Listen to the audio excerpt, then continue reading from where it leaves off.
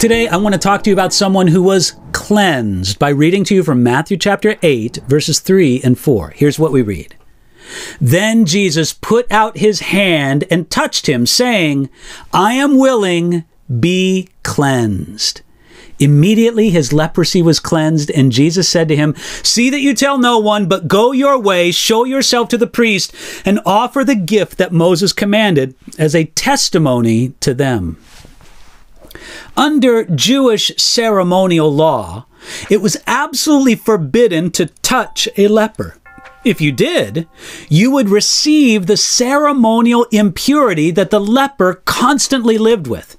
And if the leprosy was of a contagious type, one risked terrible disease. Nevertheless, Jesus put out his hand and touched him.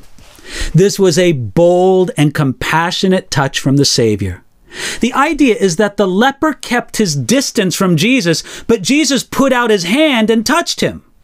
This made the touch all the more meaningful to the afflicted man.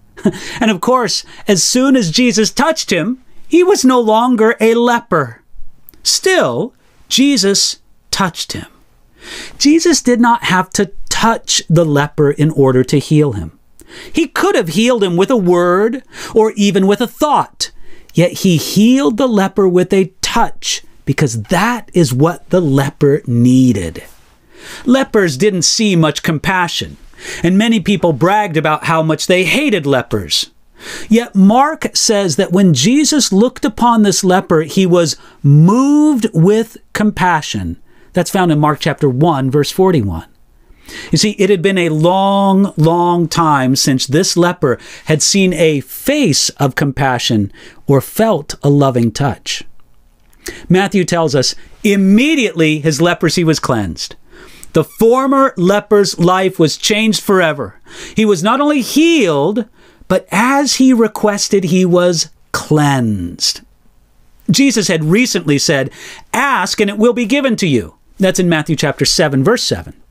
Now, this was certainly true for the cleansed former leper, who is the first individual person mentioned in Matthew's gospel that Jesus healed. After healing the man, Jesus told him, see that you tell no one.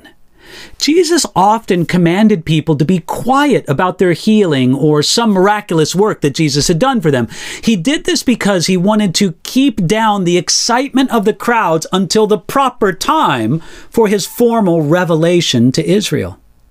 In addition, Jesus' miracles were not primarily calculated to make him famous or a celebrity, though they certainly did give testimony to his ministry. But more so, Jesus healed to meet the needs of specific individuals and to demonstrate the present power of the Messiah in the setting of love and care for the personal needs of humble people. Jesus also told the healed man, show yourself to the priest. Jesus commanded the man to give a testimony to the priest, and what a testimony it was.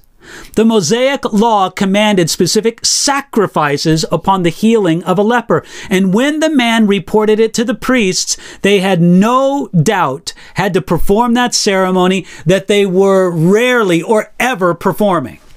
Going to the priest would also bring the former leper back into society. Jesus wanted the healing of the man's disease to have as much benefit as possible. The way Jesus blessed this leper shows us that we need more than our apparent need. The leper needed healing, but he also and especially needed cleansing. Jesus is here to meet your apparent need, but also your deeper need for cleansing. By faith, today, receive what Jesus has to give you.